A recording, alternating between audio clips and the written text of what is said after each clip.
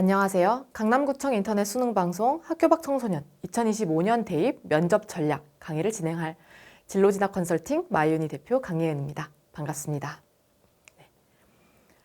오늘 이제 이 영상을 보고 계실 분들은 이제 앞으로의 면접을 준비하느냐고 고민도 많이 될 거고 어떻게 준비해야 되지라는 이제 궁금증이 많이 있을 거예요. 오늘 이 영상 하나로 그 모든 궁금증을 싹 해소할 수 있도록 준비를 했으니까 오늘 이 영상을 잘 봐주시면 좋을 것 같습니다. 바로 시작해 볼게요. 우선 제 소개는 아주 간략하게 드리도록 하겠습니다. 저는 진로진학 컨설팅 마이유니를 운영하고 있고 학교 밖 청소년 전문 진로진학 컨설턴트로서 나에게 좀 맞는 전략적으로 학교 밖 청소년이 대입과 진로를 준비할 수 있는 방면을 함께 도와오고 있습니다. 바로 시작해 볼게요. 우선 2025년 대입 면접 유의사항입니다. 우리가 유의해야 될 부분이 있어요. 이거는 작년, 재작년부터 이어져 오는 부분인데 우리가 이걸 만약에 지키지 않는다면 감점을 받을 수 있기 때문에 이 부분에 대해서 짚고 넘어가도록 하겠습니다. 바로 블라인드 면접이에요. 블라인드 면접. 블라인드 면접이라는 건 뭐죠? 내가 블라인드를 치고 내가 나에 대한 정보를 주지 않는 상태에서 면접을 본다는 것이죠. 실제로 보면은 나의 뭐 학적 및 인적사항 기재하지 말자, 뭐 공인 어학 성적이나 교회 수상 실적을 기재하지 말자 이런 식으로 나에 대한 정보를 줄 수 없게 되어 있어요. 그럼 이제 궁금한 점이 있죠. 선생님, 제가 학교 밖 청소년 지원 센터에 있는데 이런 활동은 어떻게 말해야 되죠? 또는 제가 자퇴한 사실을 말하면 안 될까요? 이런 궁금증이 많은데 은연중에 내가 이 과정을 말하는 중간에 해야 되는 건 괜찮아요. 예를 들어 제가 어떤 센터에서 이런 활동을 했습니다 정도는 괜찮은데 예컨대 내가 이거를 너무 강조해서 말한다 이러면 감점이 될 수도 있는 부분이죠. 실제로 다양한 학교에서는 가번호를 줍니다. 가번호. 내가 내 이름에 대해서도 말할 수 없도록 그러면 감점 처리가 되기 때문에 실제로 이제 학부모의 성명, 직업, 뭐 내 고교의 명칭, 유형, 주소 등을 말할 수 없기 때문에 여러분들이 딱 이제 아셔야 될 건 그거죠. 내가 내 이름이나 내가 소속된 이 센터, 지역명 이런 것들을 말하면 감점 처리될 수 있겠구나. 몇 퍼센트 감점될까요? 약 5% 정도 면접 전형에서는 감점이 됩니다.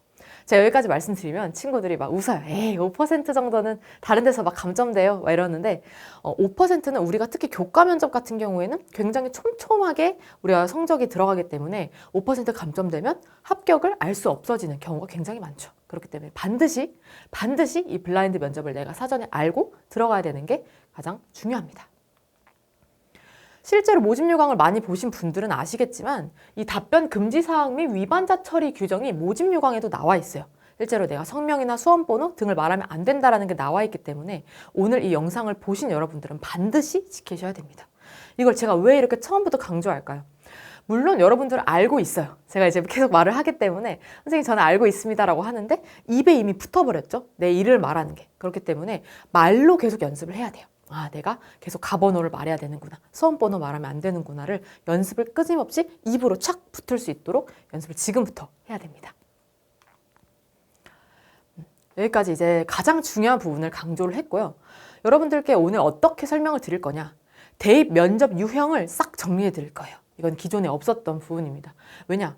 여러분들이 궁금해하시는 부분이 쌤, 저는 이런 면접을 앞으로 학교에서 본다고 하는데 어떤 거예요? 라는 것부터 궁금해 하더라고요. 그래서 오늘 제가 5개의 면접 유형, 이 안에 모두 정리됩니다. 5개를 정리를 해드리고 각각 어떻게 진행해야 되는지 그리고 실제적인 준비 예시 자료까지 살펴보도록 할게요. 그럼 대입 면접 유형 총정리 가보시겠습니다. 첫 번째는 아마 대부분의 학교 밖 청소년, 그러니까 대부분의 검정고시 합격자들이 이제 맞닥뜨릴 면접 유형의 형태죠. 바로 교과 면접입니다. 교과 면접은 무엇이죠? 청소년 생활기록부나 학교 생활기록부 대체 서식을 일체 반영하지 않아요. 그냥 학과 기반 질문을 중심으로 하는 유형이죠. 학과 기반 질문이란 무엇이죠? 예를 들어 국문학과, 뭐 영문학과, 뭐 경제학과 이렇게 학과 기반으로 각각 이제 다른 질문을 한다는 뜻이 되겠습니다. 예상 질문이 주어지는 경우도 있고 그렇지 않은 경우도 있고요. 심지어 공개 질문이 주어지는 경우가 있어요. 우리는 이 안에서만 질문할게. 우리는 이 6개 질문 안에서 3개를 할게. 이런 식으로 정해져 있는 경우가 있어서 그거에 대해서는 제가 앞으로 설명을 드릴 예정입니다. 어떤 것들을 주로 중심으로 준비를 하면 되냐. 학과에 대한 기초 지식, 깊이 있는 거 절대 안 물어봅니다. 기초 지식만 나와요. 기초 지식, 그리고 이에 대한 지원자의 생각, 나의 인성 등을 중심으로 살펴보는 내용이 중심이다 보시면 되겠습니다. 실제로 이를 가장 중심으로 하는 학교가 명지대학교입니다. 검정고시 갈 수 있는 서울의 서울권의 학교다라고 해서 좀 유명한 대학인데요. 명지대학교는 기초자료문항이라고 해서 일단 뭐 고등학교 또는 검정고시 포함 생활 중에 가장 아쉬웠던 활동이 뭐냐 이런 식으로 문제가 나와요. 그걸 써서 한 20분 정도 쓰고 나오는 이런 부분이 먼저 있고요. 그 다음에 구술 면접이 진행되게 됩니다. 기초자료문항은요. 내가 이 평가에는 들어가진 않아요. 평가엔 들어가지 않지만 내 생각을 정리할 수 있고 이 친구가 얼마나 논리적으로 그동안 생각을 하고 있는지를 풀어갈 수 있는 부분이기 때문에 이 부분도 같이 준비를 해야 되죠. 예시를 한번 살펴볼까요? 지원한 학문 분야와 관련해서 가장 관심 있는 분야는 무엇이냐? 관심 분야에서 이를 이루고자 하는 본인의 모습이 무엇이냐? 왜 지원했냐? 입학한 후에 구체적인 대학 생활을 서술하시오. 이런 식으로 내가 정말 이 학과에 관심이 있어서 온 건지 아니 성적에 맞춰서 온 건지 등등을 판명할 수 있는 가장 쉬운 질문들을 중심으로 구성이 되어 있다라고 보시면 될 것 같습니다. 이렇게 20분 정도 기초자료 문항을 쓰게 되면 그 다음에는 직접 말로 하는 구술 면접이 진행되죠. 구술 면접은 명지대 같은 경우에는 공개 문항에 나오지 않는 학교이지만 각각의 기출 문항이 계속 공개가 돼요. 예를 들어 2024년 공개문항, 2023년 기출문항 이렇게 입학처 홈페이지에 쭉 나오기 때문에 여러분들은 반드시 그걸 봐야 됩니다. 살펴볼까요? 국문과 같은 경우에는 제가 말씀드렸죠. 이 학과의 기반으로 나온다고 설명을 드렸잖아요. 국문과 지원 동기 및 졸업 후 진로는 무엇인가? 최근에 읽은 문학 작품 가운데 가장 인상 깊은 것은 무엇이냐? 이런 식으로 내가 이 학과에 대해서 얼마나 관심이 있는지를 살펴볼 수 있는 문제가 나온다라고 보시면 되겠죠. 그리고 하나 더 중요한 팁을 드릴게요. 학교는 시의성 있는 문제를 반영합니다. 시의성이 무엇이냐? 최근에 있었던 다양한 사건들이 있죠? 다양한 사건들이 반영이 된다라는 뜻이 되겠습니다. 최근에 국문과 같은 경우에는 어떤 게 있었죠? 노벨 문학상 수상이 있었죠? 이런 거에 대해서 물어볼 수 있다는 거죠.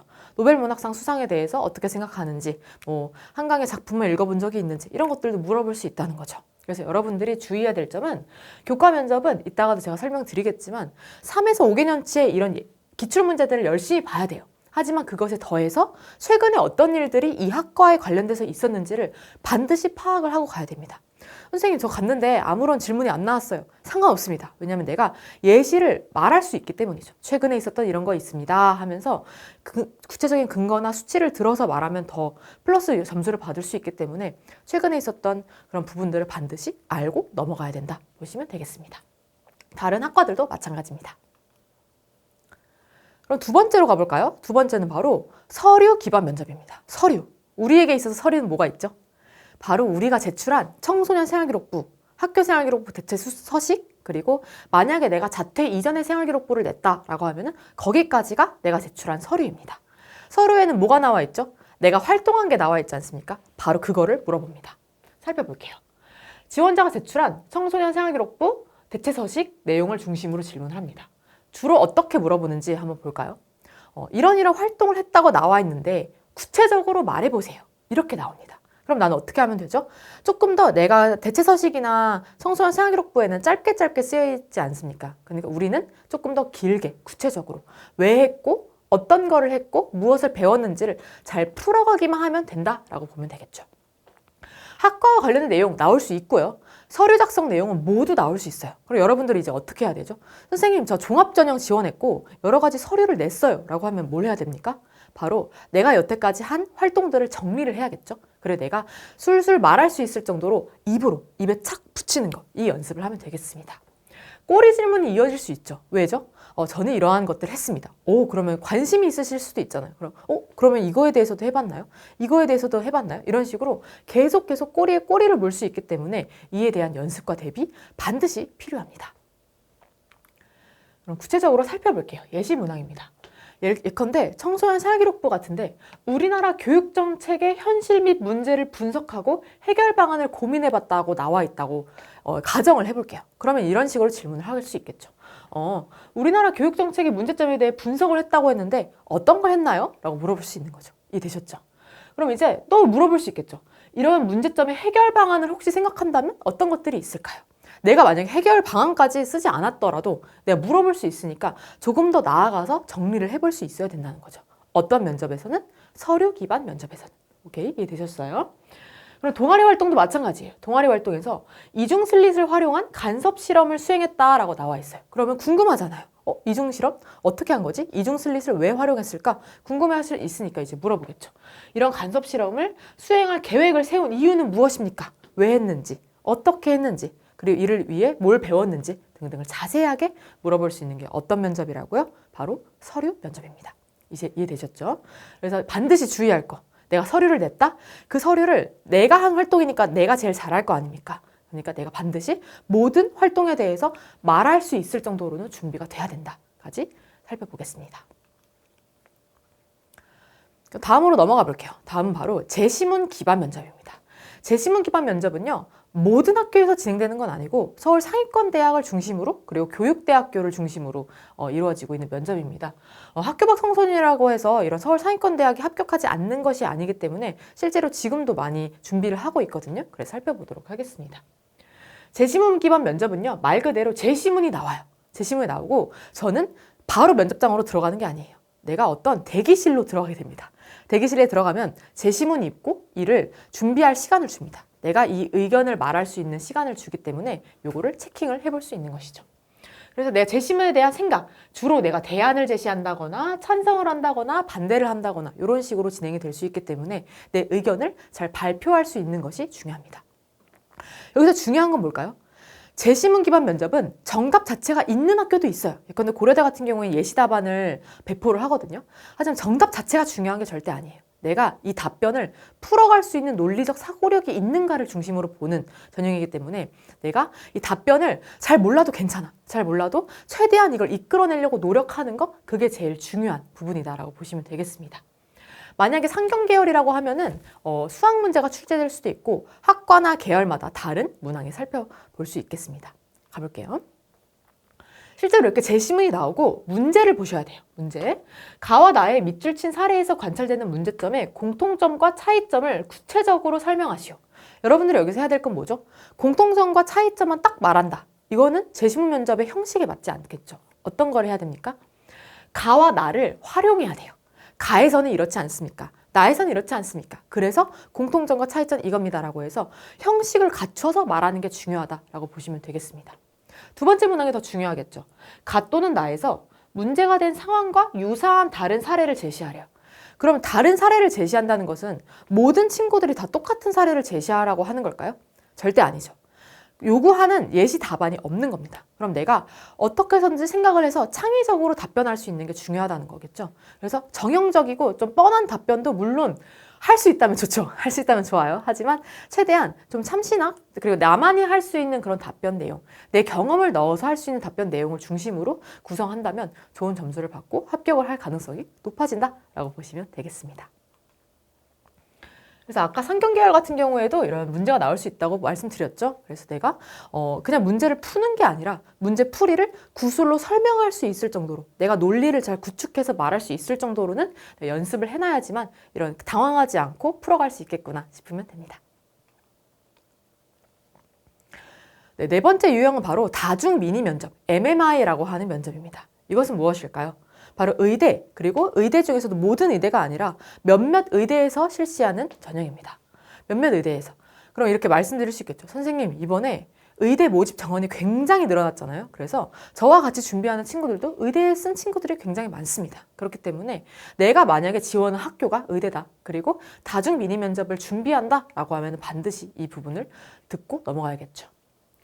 다중 미니 면접은 일단 이 말에 다 나와 있어요. 미니. 작은 방에서 여러 개의 방을 내가 돌아다니면서 면접을 본다라고 그런 개념을 이해하시면 돼요.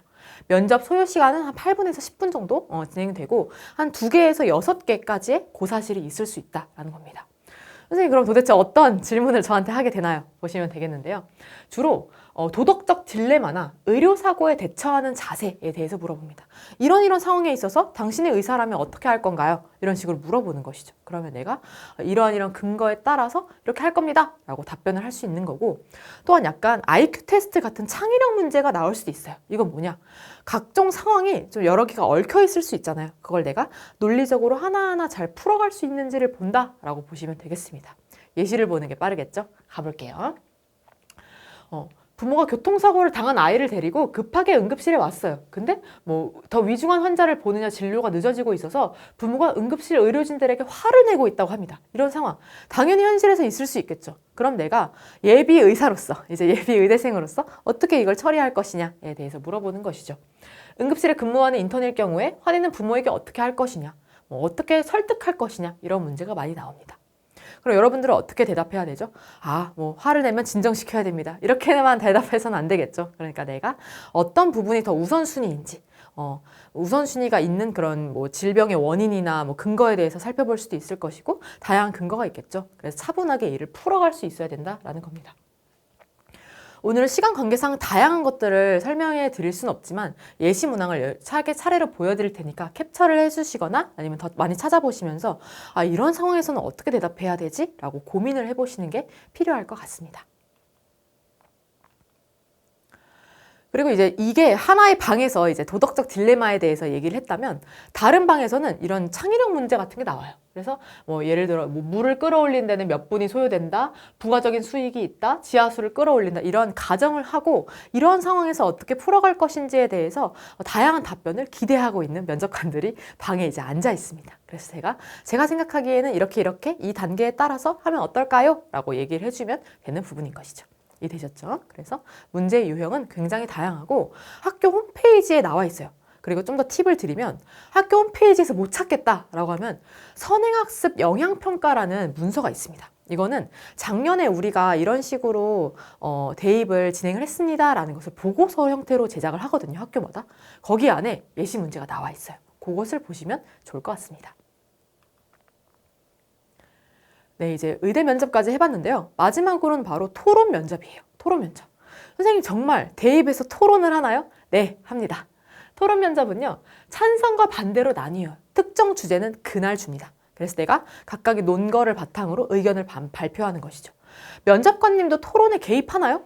개입하지 않습니다. 직접 개입하진 않고 그냥 그 과정을 중심으로 평가만 합니다. 딱 토론만 하고 나오게 되는 그런 상황이 발생하게 됩니다. 그래서 어떤 주제가 나올지 몰라요. 다양한 주제를 최근에 어떤 게 이슈가 되지? 라고 해서 구체적으로 살펴보는 게 중요하고요. 제일 중요한 게 뭘까요, 여러분? 나만 말하면 되나요? 내 의견을 다 말하면 기쁜가요? 그렇지 않습니다. 상대방의 의견도 듣고 근데 이런 의견에 대해서는 이렇게 생각합니다. 이렇게 내가 발언 시간이나 횟수를 독점하지 않고 함께 문제를 풀어갈 수 있는 능력, 그것을 주로 본다라고 보시면 되겠습니다. 토론 면접의 예시는요, 주로 성결대학교라는 학교에서 보통 진행을 하는데요. 3명에서 4명의 수험생들이 한 조로 구성되어 있고 대기 장소에서 조가 편성됩니다. 그리고 1번 방에 들어가서는 준비만 하고 2번 방에 들어가서 토론을 하는 그런 형태가 된다라고 하고요. 뭐 자기소개 해보세요 등등은 나오지 않습니다. 나는 토론만 하고 나온다라고 보시면 될 것 같습니다. 이따가 살펴볼 때 각각의 제가 오늘 유형 5개에 맞춰서 이 5개를 어떻게 준비하면 되는지도 설명을 드릴 테니까 조금만 기다려 주시면 될 것 같습니다. 그럼 이제 우리는 유형을 살펴봤어요. 이 정도만 살펴봐도 내가 이 정도 유형을 내가 살펴보면 되겠구나 라고 감이 잡히실 텐데, 이제 우리가 중요하게 들어가야 될 부분은 뭐냐면, 그래서 나를 평가하는 걸 어떤 부분을 중심으로 평가하는데? 라는 부분입니다. 나를 평가하는 요소를 알고 있고 내가 그거에 맞춰서 준비를 해야 되지 않겠습니까? 바로 그 부분입니다. 살펴볼게요. 보통 이제 한국대학교육협의회에서 면접평가 가이드라인은 이렇게 세워놨어요. 뭐 인성은 어떻고 도덕성은 어떻고 이렇게 구체적인 평가 기준이 나와 있는데, 저는 오늘 이거를 다 설명드리기보다는 여러분이 면접장 안에서 내가 보여줄 수 있는 부분은 무엇인지에 대해서 좀 더 집중해서 말씀을 드릴 거예요. 그리고 오늘 다 이거를 보지 못하더라도 제가 설명드린 부분에 대해서는 인지를 하고 이에 대해서 잘 파악을 해봐야 될 것 같습니다. 가볼게요. 인성 중에서는 도덕성과 사회성 중에서도 대인관계와 사회 적응을 본다고 나와 있어요. 그럼 우리가 도덕성 어떻게 판단할 수 있을까요? 내가 얼마나 도덕적인지를 5분에서 10분 안에는 판단을 못해요. 그럼 뭘 중심으로 물어보게 될까요? 최근에 있었던 도덕적 사태에 대해서 어떻게 생각하나요? 라고 물어볼 수 있겠죠. 그러면 내가 무슨 생각을 하고 있는지를 말할 수 있을 테니까 그걸로 평가를 하는 것이죠. 이해되셨죠? 도덕성 같은 경우에는 질문으로 나오게 돼 있습니다. 내가 어떻게 표현을 하는 게 아니고, 내가 도덕적이라는 걸 나타낼 방법이 없지 않습니까? 그러니까 내가 어떻게 표현을 할 수 있는지를 질문으로 나온다 보시면 되겠고요. 대신에 사회성, 대인관계나 사회 적응과 관련한 질문도 나올 수 있겠죠. 보면 이제 타인과 어울리기 좋아하는지, 공손하고 예의 바른 자세가 있는지 등등은 면접장 안에서도 볼 수 있어요. 내가 뭐 이렇게 공손하게 인사를 하고 들어가는지 그렇지 않은지는 면접장 안에서도 볼 수 있기 때문에 우리가 좀 판단할 수 있는 부분은 내용적인 측면은 도덕성을 파악을 하고 사회성은 이제 내가 어떠한 태도를 중심으로 표현을 할 수 있겠구나 라고 보시면 될 것 같습니다. 다음으로 넘어가 볼게요. 다음은 전공, 그리고 의사소통력, 그리고 이해력, 내용 선정력입니다. 전공에 대해서는 말씀드렸습니다. 절대로 깊이 있는 전공은 나오지 않아요. 개론서를 막 살펴봐야만 나올 수 있는 내용은 나오지 않습니다. 그냥 우리가 기본적으로 알고 있는 그런 전공 관련된 문제 해결 능력만 물어보기 때문에 만약에 내가 무전공학과가 아니고 어떤 특정한 학과를 지원했다라고 하면은 반드시 그 학과에 대해서 최대한 기본적인 정보라도 내가 메모를 한다든지 정리를 따로 한다든지 하는 방식으로 이 전공 기초 소양을 준비를 하셔야 된다라고 보시면 되겠습니다. 그래서 전공 선택에 대한 확고한 의지가 있는지, 왜 지원했습니까? 반드시 물어볼 수밖에 없죠. 왜냐하면 우리 학과에 확고한 의지가 있는 친구를 뽑고 싶으니까요. 이해되셨죠? 그래서 내가 왜 선택했는지 반드시 준비해야 될 거고, 전공 관련 기본 개념에 대한 지식도 깊이는 아니더라도 반드시 꼭 준비를 해야 된다. 언제? 지금 이 시기에 해야 됩니다. 면접을 앞두고 있는 바로 지금입니다. 다음으로는 우리가 중요하게 봐야 될 부분, 표현력입니다. 표현력. 표현력은 전공 관련된 거는 공부를 해야 되지만 표현력은 내가 말 한마디만 해도 바로 파악을 할 수가 있어요. 보실게요. 발음이 정확한지, 성량이 어떠한가, 말이 너무 빠르지 않는지, 어조가 적절한지 이런 것들은 말 딱 한마디만 하면 안녕하세요, 누구입니다 까지만 해 나올 수 있는 부분이죠. 그럼 이런 경우는 어떻게 준비를 해야 될까요, 여러분? 촬영을 해보셔야 돼요. 왜냐면 내가 긴장을 하게 되면 랩을 하는 친구들이 굉장히 많아요. 왜냐면 너무 빠르게 말을 해야 돼. 나는 이만큼 생각을 해냈어. 근데 말을 해야 될 거 아니에요. 그래서 빠르게 말을 하기 때문에 내가 말이 속도가 빨라지지 않는지 혹은 너무 느려지지 않는지 발음이 뭉개지지 않는지 등은 카메라로 촬영을 꼭 해보셔야 됩니다. 어휘 선택이 적절한지, 창의성을 바탕으로 내용에 대해서 표현하는지 등등을 물어볼 수 있겠죠. 나머지들은 이제 이해력과 내용 선정력인데요. 주어진 시간 안에 내가 원하는 답변을 해낼 수 있는지를 중심으로 본다라고 보실 수 있겠습니다. 이건 기출문제 보시면서 주어진 시간에 너무 길어지지 않게 연습하면 된다 보시면 될 것 같아요. 네, 마지막으로 우리가 봐야 될 부분은 이제 사고력에 대한 부분인데요. 자아관의 일관성과 방향성은 사실은 일관적으로만 답변을 하면 됩니다. 처음과 끝에 다른 내용을 말하지만 않으면 돼요. 이 부분은 크게 신경 쓰지 않아도 되지만 우리가 봐야 될 부분, 경험적 증거를 근거로 사고를 전개하는지. 무슨 말일까요? 내가 한 경험에 대해서 말해도 되는 거고, 내가 한 경험이 없다라고 하면은 최근에 이런 사건에 대해서라고 하면서 경험적인 수치, 근거를 중심으로 말을 하는 순간 플러스 점수를 받을 수 있다라는 의미입니다. 그냥 뭉뚱그려서 저는 이렇게 생각합니다 라기보다는 요즘 이러한 것들을 따라서 이렇게 생각합니다 라고 말해주는 게 더 돋보일 수 있겠죠. 면접은요, 여러분, 내가 기억에 남으면 돼요. 이 면접관들의 머릿속에 내가 남아있으면 합격을 할 수밖에 없는 그런 경쟁이기 때문에 내가 최대한 경험적 근거를 살려서 논리적으로 말해야지 라고 생각하면 될 것 같습니다. 마지막으로는 이제 용모, 복장과 용모인데요. 입실 과정, 내가 걸음걸이가 너무 좀 빠르진 않는지, 입실 후 인사를 하는지, 의자에 앉는지 이런 부분은 내가 차근차근 시뮬레이션을 돌려보면서 연습을 하면 되니까 이 부분도 반드시 체킹을 하고 넘어갑시다. 여기까지 알고 있으면 반은 다 온 거예요. 여러분, 정말 거의 다 왔습니다. 여러분, 우리가 이제 이걸 체크했으면 기본 질문을 연습을 해봐야 될 건데요. 기본 질문은 뭐예요, 여러분? 자기소개 해보세요. 왜 지원했습니까? 이런 거 있잖아요. 가장 감명 깊게 읽은 책은 무엇입니까? 어떤 진로를 꿈꾸고 있나요? 이런 것들을 물어보기 때문에 이 부분은 학과에 따라서 다 준비가 되어 있어야 되죠. 말 그대로 기본이에요. 기본 질문을 준비를 반드시 해놔야 된다라고 보시면 되겠습니다. 언제 할까요? 원서 접수 이후에 바로 시작해 놓으면 좋습니다. 그리고 수능 전후로 해주면 좋은데 수능이 끝나고 또는 수능이 조금 남아있는 이 시기에 진행을 하면 될 것 같습니다. 기본 질문은요, 보통 친구들이 준비를 할 수 있는 영역이기 때문에 외워요. 암기를 합니다. 암기 좋아요. 암기 좋지만 중요한 거 하나. 암기한 티가 나면 안 돼요. 내가 달달달달 외우면은 원래 면접관이랑 소통을 해야 되는데 그냥 허공을 보면서 달달달달 얘기하는 친구들이 많아요. 그럼 안 됩니다. 내가 암긴 했지만, 내가 생각이 나겠지만 소통을 하면서 고개도 끄덕거리면서 내가 방금 생각난 것처럼 얘기를 하는 것이 아주 중요합니다. 그래서 종합전형 같은 경우에는 아까 말했듯이 대체 서식을 중심으로 준비를 하면 되고 기본 질문은 유사한 답변이 굉장히 많아요. 예를 들어 뭐 역사학과라고 하면은 왜 역사학과 지원했나요? 하면은 비슷한 답변이 나올 수밖에 없겠죠. 그래서 우리가 포인트로 들 수 있는 거는 나의 경험을 넣는 거예요. 제가 몇 학년 때 또는 제가 이런 센터에서 이런 경험을 했는데요 라고 하면은 반드시 나에 대해서 기억에 남길 수 있겠죠. 기본 질문 예시 가볼게요. 뭐 자기소개, 장단점, 가장 감명 깊게 읽은 도서, 가장 의미 있는 활동, 학업 역량을 기르기 위해 노력한 예시, 내가 왜 지원했는지 등등에 대해서 나옵니다. 이 부분 반드시 캡처해두고 넘어가셔야 돼요. 왜냐? 이 부분을 내가 파악하지 않으면 기본 질문을 파악하지 않으면 그 뒤로 넘어갈 수가 없기 때문입니다. 이해되셨죠? 그래서 내가 다른 건 다 몰라도 내가 왜 이 학과에 지원했는지는 반드시 얘기할 수 있도록 내가 거의 암기를 하고 내가 잘 술술 말할 수 있도록 하고 넘어가야만 우리가 잘 헤쳐나갈 수 있다라고 보시면 되겠습니다. 기본 질문 한 다음에는 기출문제를 보셔야 돼요. 제가 아까 말씀드렸죠? 입학처 홈페이지에 있습니다. 어디 가야 되냐? 그냥 땡땡대학교 입학처라고 치면 기출문제라고 떠요.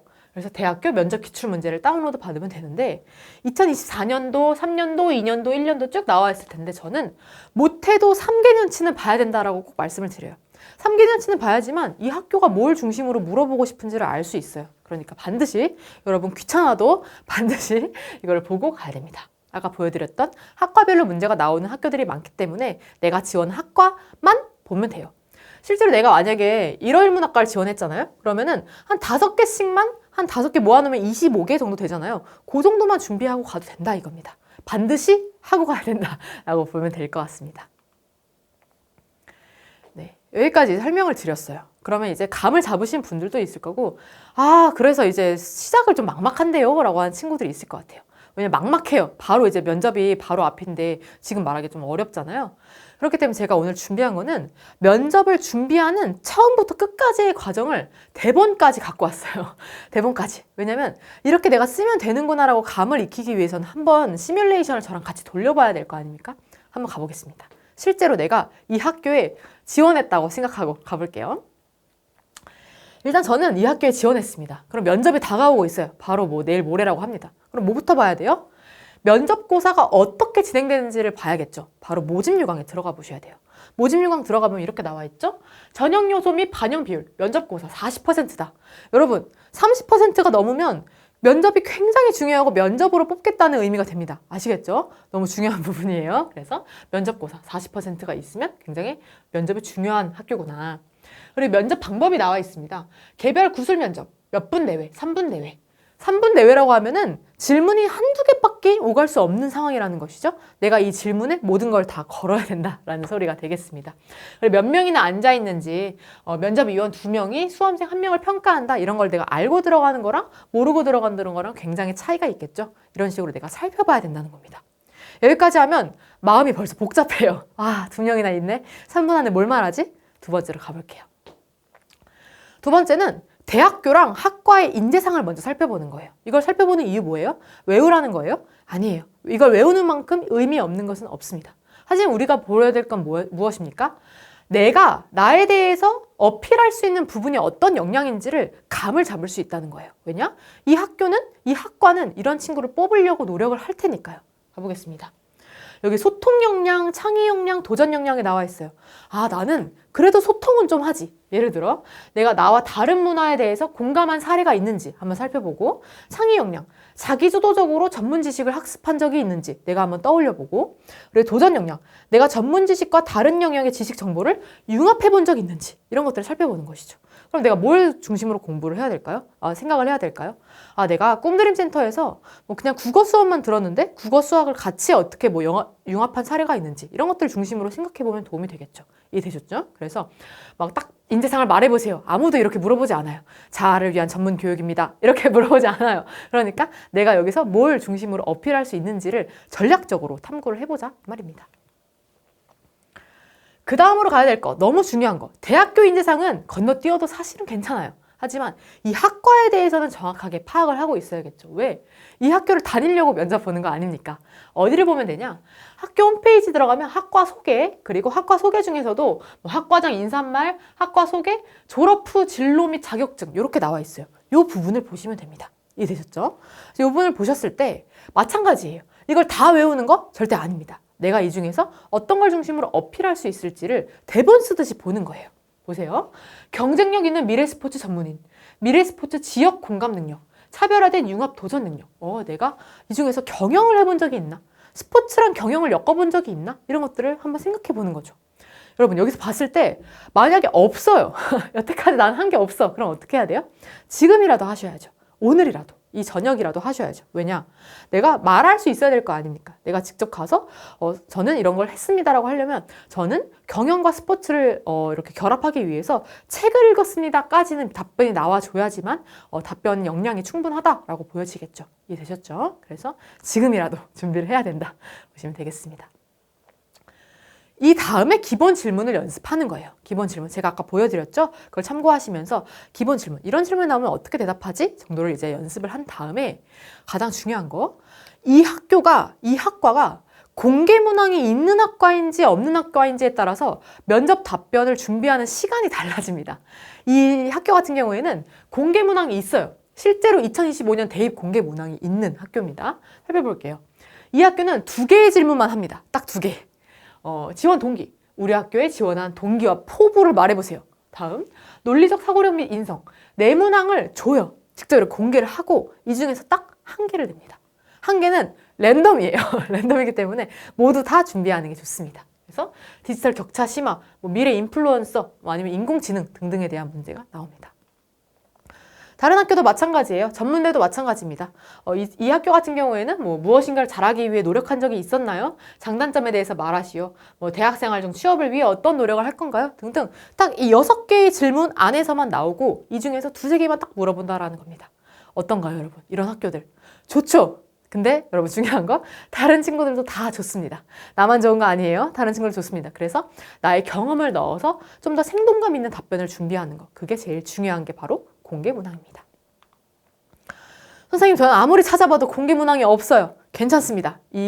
제가 이제 볼 수 있는 거는 공개 문항이 없는 거는 다른 친구들도 마찬가지란 소리예요. 내가 볼 수 있는 건 기출문제. 제가 아까 말씀드렸죠? 입학처 홈페이지 들어가서 기출문제나 선행학습 영역평가 들어가면 기출문제 있다고 나와 있죠? 그것을 당당하게 보시면 됩니다. 그런 다음에 이제 우리가 해야 될 거. 공개 문항이 있는 학교도 그렇고 없는 학교도 그렇고 대본을 작성을 하는 거예요. 대본. 선생님, 전 대본 없어도 다 말할 수 있어요. 굿! 그러면 그냥 봐서 말하면 됩니다. 하지만 떨려요, 선생님. 저는 좀 어려워요 하는 친구들은 지금이라도 대본을 쓰시면 돼요. 어떻게 쓰면 되는지 대본을 제가 직접 갖고 왔어요. 살펴볼게요. 일단 지원 동기를 물어보잖아요. 그럼 지원 동기에 대해서 내가 일단 쫙 써보는 거예요. 먼저 엄청 길게 써도 돼요. 왜냐면은 말하면서 고쳐요, 우리는.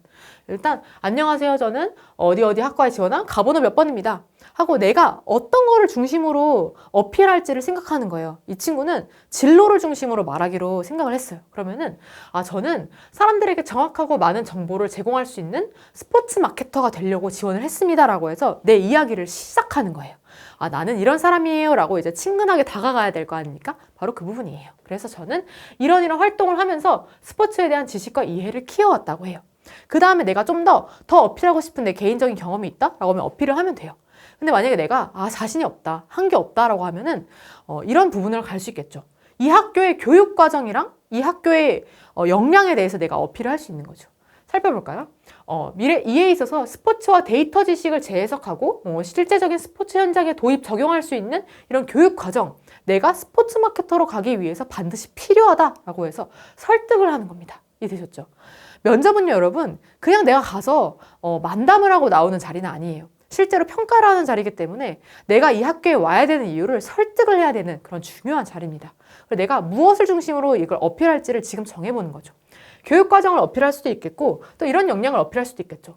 나는 이 학교에서 원하는 역량을 갖추고 있어요 라고 말을 할 수도 있는 거죠. 그래서 분석 및 데이터 역량, 디지털 마케팅 능력을 내가 갖고 있다. 또는 앞으로 내가 이걸 가지고 나아가겠다라고 해서 내가 어떠한 포부를 가지고 이 학교에 왔는지, 무엇을 중심으로 공부하고 싶은지는 반드시 이 공개 문항 또는 자기소개의 대본 안에 들어가 있어야 된다는 겁니다. 실제로 자기소개까지는 대본을 작성하는 친구들이 굉장히 많아요. 왜냐면 딱 처음에 시작하는 부분이기 때문에 첫인상이잖아요. 첫인상을 그래도 준비를 해서 가는 게 마음이 편하겠죠. 그렇죠? 그래서 저는 추천은 아니고 강조합니다. 네, 반드시 대본을 써서 가세요. 지금이라도 대본을 써서 가는 게 중요합니다. 그리고 다음으로는 공개문항인데요. 공개문항은 딱 1개, 2개, 3개, 4개에서 보통 한 10개까지 있다고 보시면 되겠습니다. 그럼 내가 써보는 거예요. 일단 처음에는 논설문을 쓴다 생각하세요. 논술을 쓴다 생각하고 다 쓰세요. 어차피 말하면서 바꿉니다. 실제로 내가 일단은 써본 거예요. 먼저 정의부터 써봐야지. 그래서 제가 여기 나와 있죠. 정의 이렇게 해서 시작하면은 내가 뭘 썼고 안 썼는지를 판단할 수 있기 때문에 굉장히 나한테 효율적으로 준비할 수 있어요. 정의. 인공지능이란 인간이 지능이 가지는 학습, 추리, 적응 등의 기능을 갖춘 시스템이다 또는 기계다 라고 이제 뭐를 먼저 정의를 내려주고 시작하겠죠. 여러분 논문이나 책을 봐도 정의를 내리고 시작하지 않습니까? 내가 이 문제에 대해서 말하겠다라고 하면 나만의 구체적인 정의까지는 반드시 들어가고 면접 답변을 준비를 해야 됩니다. 그 다음으로는 설명. 내가 최근에 있어서도 이 분야에 관심을 가지고 있는지를 보여줄 수 있는 부분이에요. 이런 조사에 따르면 전 국민 절반 이상이 몇 %가 AI를 활용하고 있다라고 해서 수치, 구체적인 근거를 얘기해주면 좋겠죠. 그 다음에 뭘 말하라고 해요? 발생할 수 있는 변화와 이에 대한 생각을 말하라고 하잖아요. 변화 말하면 됩니다. 저는 일단 3가지 정도를 준비를 했어요. 경제적으로 1인당 GDP 증가도 일으킬 거고 자율주행차 등장하면은 교통사고도 줄일 수 있을 거고 기후변화의 재난 피해도 최소화할 수 있을 것이다 라고 해서 일단 쓰세요. 어차피 나중에 다 쳐낼 수밖에 없어요. 왜냐? 기억이 안 나요. 아시겠죠? 그래서 일단 다 써요. 다 쓴 다음에 가볼게요. 그리고 만약에 내가 스포츠 마케팅 또는 스포츠 문화학과에 내가 지원을 했다면 스포츠 쪽으로 강조를 해볼 수도 있겠죠. 인공지능은 스포츠 분야에서도 활용될 수 있습니다. 경기 분석, 선수의 훈련, 심판의 판단 등에서 정교한 분석이 가능해집니다. 라고 해서 내가 지원한 학과에 대해서도 조금은 어필할 수 있는 부분이 나오게 되겠죠. 그런 다음에 내 생각 말하라고 하잖아요. 말하면 됩니다. 하지만 사회적 변화에 대한 신위험도 함께 고려하는 균형 잡힌 시각이 필요합니다. 그냥 이렇게 좋은 점만 있어서는 안 돼요. 비약적인 발전은 고용시장이 혼란할 거고 법적 책임을 묻지 못하는 경우로 인해서 혼란이 야기될 것을 보입니다. 그렇기 때문에 명암을 고려해야 합니다까지 해서 내 이야기를 하고 나올 수 있어야 된다는 거죠. 이해되셨죠? 제가 지금 이렇게 써놓은 이 대본은요. 한 2분 정도면 다 말할 수 있는 분량이에요. 내가 만약에 이걸 다 외울 수 있겠다라고 하면 이걸 외울 수 있겠지만 아마도 여러분들은 긴장이 되고 이것만 하는 게 아니지 않습니까? 수능도 준비해야 되고 다른 것도 해야 되고 바빠요. 그러면은 내가 계속 수정을 해볼 수 있는 부분이 있어요. 수정은 어떻게 하는 거예요? 그냥 내가 읽잖아요. 너무 자신감밖에 없어. 왜냐? 다 말할 수 있거든. 그래서 직접 말을 해보는 거예요. 내가 카메라를 세워놓거나 아니면 선생님 앞에서, 꿈드림 센터 선생님 앞에서, 엄마 아빠 앞에서 이제 말을 해보는 거죠. 말을 해보다 보면 제가 방금 말한 그 다양한 부분을 다 못 말해요. 그래서 보통 인공지능이란 이거입니다. 어떤 조사에 따르면 제가 쭉 말했던 부분을 이 친구는 이렇게 수정을 한 거예요. 다 줄입니다. 인공지능이란 이겁니다. 최근에 인공지능이 일상화되었죠? 하면서 이제 시작하게 되는 거죠. 이 부분을 다 빼는 거죠. 이래도 되나요? 됩니다. 내가 말을 했을 때 기억이 나지 않아요 라고 해서 하는 것보다는 그냥 내가 말할 수 있는 만큼만 준비를 해서 가는 게 제일 중요한 거예요. 왜냐? 면접은 자신감 싸움이에요, 여러분. 아시겠죠? 근데 만약에 기억이 안 나. 그러면 그 면접은 정말 망했다 라고 생각할 수밖에 없는 부분이잖아요. 그래서 반드시 7번이 제일 중요한 거예요. 자신 있게 말할 수 있는 문장을 중심으로 수정을 꼭 해서 그거에 대해서 대본을 준비하면 된다라고 보시면 되겠습니다. 어때요? 어렵지 않죠, 여러분? 어렵지 않아요. 그래서 준비해봅시다. 넘어갈게요. 이제 마지막 파트인데요. 면접 유형별로 준비할 수 있는 방법을 파트별로 제가 준비를 했어요. 아까 제가 5가지 유형 말씀드렸죠? 저 준비 방법도 5가지 유형에 맞춰서 준비를 했습니다. 같이 가볼게요. 첫 번째로는 교과 면접입니다. 교과 면접은 제가 어떻게 하라 그랬어요? 입학 기출문제 3개년치에서 5개년치 연습하라고 말씀드렸어요. 그리고 공개문항 반복 연습해야 됩니다. 무조건 해가야 됩니다. 그 자리에서 해갔다간 다른 친구들 다 준비해왔으니까 나는 크게 잘할 수가 없겠죠. 그리고 이 지원 학과에 대한 기초 지식, 최근 이슈, 뉴스에 대해서 많이 보면 좋아요. 왜냐? 뉴스에 대해서 좀 시의성 있는 질문들이 나오기 때문에 교수님들도 가장 이거에 대해서 많이 주목하고 계시는 분들이실 거 아니에요. 그래서 내가 최근에 있어서 이슈를 많이 알고 있다는 것을 피력하면은 너무 좋은 긍정적인 영향을 줄 수 있습니다. 그리고 지원 동기, 그리고 학과에 대한 본인의 생각 정리가 있겠죠. 예를 들어 청소년 지도학과다. 그럼 청소년 지도사가 필요로 하는 역량은 무엇인가? 뭐 역사학자가 사회에 어떻게 기여한다 생각하는가 있을 수도 있겠고, 뭐 공공인재학부라고 하면은 어떤 법, 어떤 정책 연구원이 되고 싶은가? 이런 식으로 물어볼 수도 있겠죠. 그래서 이 학과에 대해서 내 생각을 정리해야 되고, 학과 커리큘럼 너무 중요합니다. 이 학과 홈페이지에 들어가서 이 학교에서는 어떤 것을 준비하고 가르치는지에 대해서 먼저 살펴보는 거 너무 중요해요. 왜요? 우리가 교과 면접은 내 생기부나 청기부나 대체 서식을 안 보잖아요. 물어볼 수 있는 게 한정돼 있어요. 그렇기 때문에 반드시 이 학과 홈페이지에 가서 1학년 때 뭐 배우는지, 2학년 때 뭐 배우는지, 어떤 방향으로 나아가는지를 확인을 하고 답변에 녹여낼 수 있으면 베스트. 하지만 녹여내지 못하더라도 알고는 있어야지만 답변 방향을 그렇게 말할 수 있겠다라고 보시면 되겠습니다. 두 번째는 서류 기반 면접이에요. 서류 기반 면접. 서류 기반 면접은 뭘까요, 여러분? 반드시 내 서류를 알고 가야겠죠. 그게 포인트입니다. 내 서류를 어떤 식으로 준비하면 좋냐 팁을 드릴게요. 여러 가지 내가 이제 써서 냈을 거 아니에요. 써서 냈을 때 1번, 2번 해가지고 형광펜으로 내가 한 활동을 밑줄을 치세요. 밑줄 치고 그걸 정리를 하는데 단 3문장으로 정리를 할 수 있도록 먼저 시도를 해보는 거예요. 왜 했나? 어떻게 어떤 계기로 하게 됐나? 그리고 어떤 것을 했나? 내가 나의 역할은 무엇이었는가? 그리고 마지막으로는 이를 통해서 무엇을 느꼈는가를 중심으로 딱 3가지 문장으로 정리할 수 있는 연습이 필요합니다. 왜냐면요, 여러분, 면접장에 들어갔을 때 답변을 그렇게 길게 할 수가 없어요. 왜냐면 답변을 내가 너무 길게 하는 순간 면접 시간이 정해져 있는데 내가 많은 말을 하나의 질문에 하게 되면 다른 것들을 어필할 수가 없는 부분이잖아요. 그렇기 때문에 한 3-4문장 정도로 문장 답변을 정리하는 연습을 이 서류 기반 면접을 중심으로 해주시면 좋을 것 같습니다. 왜냐? 물어볼 게 많아요. 많이 물어볼수록 많이 대답할 수 있으니까 그 분량을 좀 신경 쓰면서 3문장 또는 5문장 이내로 정리하는 연습을 반드시 해야 됩니다. 이해되셨죠? 그래, 증빙자료로 제출한 청기부, 요즘 청기부 기반으로 많이 합격을 하기 때문에 청기부에 대해서 이제 대학교 교수님들도 많이 알고 계세요. 그래서 그 부분에 대해서 많이 신경 써야 되고, 내가 만약에 자퇴하기 전에 생활기록부를 냈다라고 하면은 그 부분도 반드시 출력을 해가지고 내가 밑줄을 그으면서 내가 연습을 해봐야 되는 부분이겠죠. 가장 중요한 거 뭘까요? 보고서를 작성함, 포트폴리오를 제작함, 발표함 이런 식으로 하면은 그 과정이 농축되어 있는 그런 언어잖아요. 과정이 축약되어 있기 때문에 교수님께서는 이걸 여쭤보실 수밖에 없어요. 그래서 반드시 가장 인상 깊었던 점이나 이거에 대한 해결 방안이라든지 아니면 내가 이걸 통해서 이 학과를 지원하게 된 계기가 되었다든지 이런 스토리텔링을 준비를 해오시는 게 너무너무 중요합니다. 세 번째로는 제시문 기반 면접입니다. 제시문 기반. 제시문 기반은 여러분 답변을 다들 잘해요. 답변은 다들 잘해요. 왜냐? 문제를 풀어가세요라는 그런 답변 형식이기 때문에 다들 잘 말합니다. 우리가 여기서 좀 더 전략적으로 다가갈 수 있는 부분은 뭘까요? 형식을 갖추는 거예요. 형식. 주장을 먼저 내세우고 근거를 먼저 말하고 근거는 하나만 말하는 게 아니라 2개씩 말하고 이런 식으로 내가 최대한 논리적인 구조를 짧은 시간 안에라도 내가 형식을 갖출 수 있다는 것을 어필할 수 있다면 여러분들한테 너무 좋을 겁니다. 제시문에 대한 명확한 이해, 논리적 분석은 기본이고요. 우리가 할 수 있는 거는 제시문 가에 따르면, 나에 따르면 이렇게 해서 하나씩 짚어가면서 모든 제시문들을 잘 활용하면서 근거로 이거를 각각 내세울 수 있는지를 중심으로 보면 좋을 것 같아요. 이해되셨죠? 가장 친구들이 어려워하는 거는 선생님 모르겠어요 라는 거예요.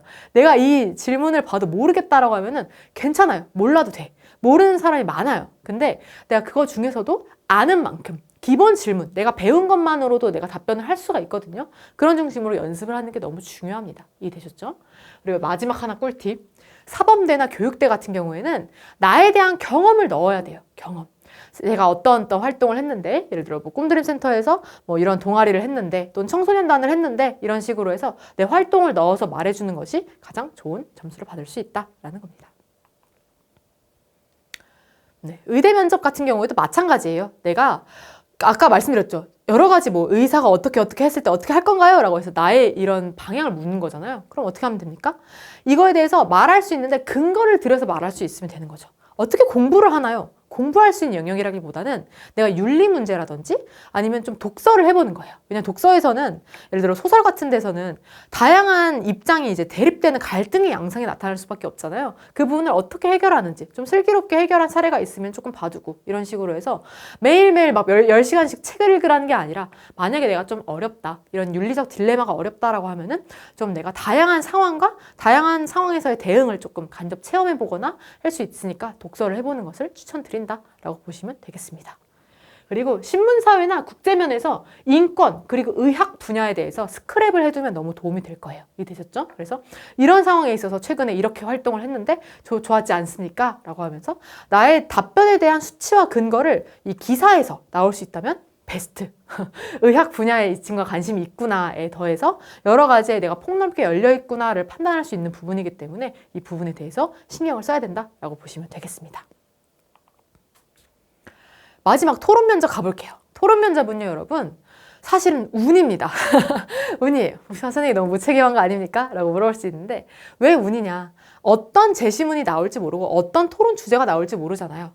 그럼 우리는 어떻게 준비를 해야 되냐? 선생님이 그냥 기도를 하면 됩니까? 아닙니다. 할 수 있는 방법을 알려드릴게요. 여기는 싱글싱글이라는 홈페이지예요. 싱글싱글이라는 홈페이지에서 찬반 토론, 시사 이슈 찬반 토론에 대한 부분이 있어요. 여기 보시면 가장 최근에 있었던 건데요. 배달앱 수수료, 법으로 낮춰야 할까? 학기제 개편, 혼란의 씨앗인가? 강아지 고양이에게도 세금을 매겨야 되나? 국민연금 보험료 인상 속도 너무 빠르지 않는가? 이런 거에 대해서 쟁점을 제시하고 너무너무 감사하게도 찬성과 반대 측을 다 얘기를 해줍니다. 이거에 대해서 칼럼이 올라오는 부분이에요. 그래서 내가 만약에 토론 면접을 준비하게 됐다라고 하면은 이 홈페이지에 들어가셔서 아, 찬성과 반대가 있구나. 이런 식으로 답변을 하면 되고 구체적인 수치와 근거가 있겠구나 정도는 파악을 할 수 있는 부분입니다. 이해되셨죠? 그래서 토론 면접은 이렇게 찬반 토론에 대해서 올라오는 부분을 반드시 알고 가야 된다. 그래서 제가 아이들한테 맨날 얘기해주는 부분은 하루에 2개씩만이라도 좀 읽어봐라. 읽어봐서 이거에 대해서 외우지 않더라도 이런 식으로 답변을 구성하면 되겠구나라는 감을 좀 잡자라고 보시면 되겠습니다. 이해되셨죠? 어렵지 않습니다. 가볼게요. 그래서 마지막으로는 면접 답변 예시를 가감없이 보여드리고 마치도록 해볼게요. 면접 답변. 지원 동기나 자기소개 어떻게 해야 될지 당황하잖아요. 예시를 보여드릴 테니까 똑같이 쓰세요가 아니죠. 이해되셨죠? 그래서 나는 어떤 방식으로 구성할지를 지금부터 고민해 봅시다. 가볼게요. 이 친구는 간호학과에 지원을 했어요. 간호학과에 지원을 해서 합격을 했습니다. 그래서 안녕하세요. 저는 환자분들이 신뢰를 가지고 의지할 수 있는 정신 전문 간호사가 되고 싶어요. 라고 합니다. 보통 간호학과에 가는 친구들은 대부분 간호사가 되고 싶죠? 그냥 간호사가 되고 싶어요 라기보다는 나는 조금 더 깊이 있게 디테일하게 생각해봤다라는 부분을 강조할 수 있는 부분이에요. 저는 정신 전문 또는 암 전문, 조직 전문 간호사가 되겠다. 이런 식으로 어필을 해볼 수 있는 것이죠. 그런 다음에 내가 왜 이 정신 전문 간호사가 되고 싶어 하는지를 쭉 쓸 수 있어요.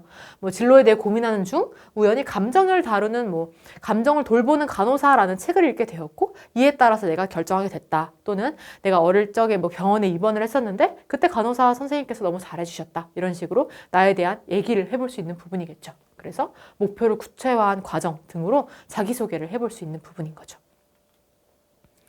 그런데 이런 얘기가 나올 수 있어요. 전공 분야 발전에 대해서 전망해보세요 라고 얘기를 해볼 수 있는데 여러분 전망 어떻습니까?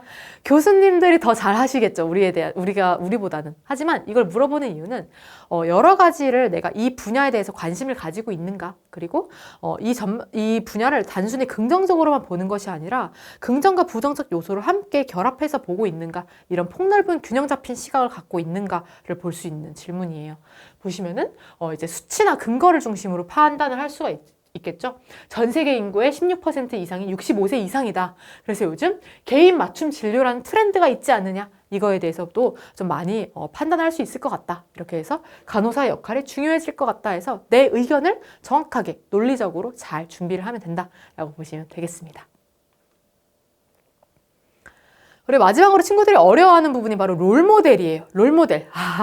어떻게 해야 되냐. 이 경영학이면 다들 무슨 어떤 회장, 어떤 창업자 등을 말을 하는데 가장 이 롤모델을 정하는데 조금 인상적으로 답변을 할 수 있는 부분은 내가 어필하고 싶은 부분에 있어서의 역사적 인물을 찾으면 되는 거예요. 아까 이 친구는 정신건강 간호사였잖아요. 정신건강 간호사를 찾아보는 거예요. 여러분, 도로시 디크스 선생님을 모두 알고 있습니까? 그렇진 않죠. 하지만 내가 실존 인물을 잘 검색을 해서 잘 공부를 해가 찍어서 답변을 하면 된다는 거죠. 도로시크스 선생님입니다. 그래서 뭐 정신병자와 빈곤층에 대한 보고서를 뭐 제출하고 뭐 이렇게 직접적 간호에 더해 나아가서 사회에 좋은 영향을 끼칠 수 있는 간호사가 되고 싶다라고 해서 내 롤모델을 내가 피력하고 싶은 그 분야의 실존 인물 또는 역사적 인물을 중심으로 찾아보다 보면은 좋은 분이 반드시 계십니다. 반드시 계시기 때문에 그분에 대한 답변을 준비를 하면 된다라고 보시면 아마도 도움이 될 거예요. 이해되셨죠? 그래서 여러분들은 모의 면접을 계속 해보시면 됩니다. 언제부터? 지금부터 모의 면접을 해보시면 되고, 모의 면접이라는 건 어떤 거예요? 시선 처리, 어조, 목소리 크기, 속도 등을 계속 고려하면서 답변을 찍어보고 시선 처리 반드시 이 카메라에서 어떻게 좀 흔들리지 않는지 등등을 보시면 돼요. 그리고 여러분 제가 요즘 많은 친구들의 면접을 해보면서 가장 중요하게 느끼는 거는 생각을 할 때 시선이 자꾸 아래 또는 위로 갑니다. 내가 하면서 눈을 보면서 보통 생각을 하진 않잖아요. 그렇기 때문에 내가 생각을 하거나 좀 고민을 할 때 그런 시선 처리를 조금 신경을 쓰면서 보면 될 것 같고요. 보통 눈을 보면은 많이 떨려요, 여러분. 그렇기 때문에 보통 내 시선이 여기 중심으로 가 있어야 되거든요. 저는 친구들한테 이 코부터 입술 사이 인중 부분을 보라고 얘기를 해요. 그러면은 그렇게 떨리진 않거든요. 아시겠죠? 그래서 내가 눈을 보면 좀 떨릴 수 있으니까 요 중심을 봐도 상대는 나를 바라보고 있는 것처럼 느끼게 돼요. 그래서 시선 처리를 볼 때는 생각할 때 그리고 답변할 때 최대한 요 중심에 눈을 둬야 된다라고 보시면 될 것 같습니다. 그래서 마지막으로 본다면 그냥 대입 면접은 어려운 면접은 아니다. 자신감을 가지고 당당하게, 목소리가 작은 친구들은 목소리를 조금 더 크게 목소리를 좀 더 크게 당당하게 형식을 갖춰서 말하면 되는 경쟁이다 라고 보시면 돼요. 그래서 여러분 지원 학과, 지원 학교의 인재상 등의 정보 반드시 사전에 파악하고 내가 왜 오고 싶은지만 정확히 설득하고 나오면 합격이에요. 이해되셨죠? 그러니까 너무 긴장하지 말고 화이팅 하고 잘 다녀올 수 있으면 좋겠다 라고 얘기를 해보고 싶습니다. 그리고 이제 마지막인데요. 이 부분은 이제 면접이 지났을 때 수능이 와요. 면접이 지나면 수능이 옵니다. 이제 수능 끝나고 면접이 올 수도 있고, 지금 아마 면접이 이제 수능이 끝났을 수도 있고, 아마 수능이 전일 수도 있고, 여러분들이 이제 각자 보는 시점이 다를 텐데, 이제 올해 정시 전형 일정까지만 하고 마무리를 해볼게요. 왜냐? 면접 다음에 정시도 있으니까. 면접이 보통 언제쯤 끝나냐? 한 12월 초까지 면접이 있어요. 초. 그리고 이제 12월 중순에 합격자 발표가 나게 되고 수시가 12월 27일까지 합격자, 충원 합격자 발표가 나게 됩니다. 오늘 이 강의를 보고 있는 친구들에게 얘기하고 싶은 건 우리가 최초합이 아니더라도 충원 합격을 할 수가 있거든요. 12월 22일부터는 계속 충원 합격 전화를 하게 돼요. 여러분 이 전화를 못 받으면 여러분들은 대입에 대학교 합격할 때는 의지가 없다고 이제 판명을 하거든요. 그래서 반드시 내가 충원 합격자라고 하면은 12월 15일부터 27일까지는 전화를 좀 잘 받자. 그래야지만 합격을 빨리 할 수 있다라고 보시면 되겠습니다. 그래서 면접도 지나고 수시 합격자 발표도 지나면은 내년이 와요. 내년에 오면 바로 정시 전형이 시작됩니다. 올해는 12월 31일부터 2025년 1월 3일까지 이렇게 정시 전형이 있기 때문에 내가 가군, 나군, 다군 딱 한 개씩만 쓸 수 있어요. 제가 여태까지 설명회를 정말 많이 이렇게 강의를 찍었잖아요. 그러면서 수시는 6장, 정시는 3장이에요 라고 말씀드렸는데 바로 그 부분이에요.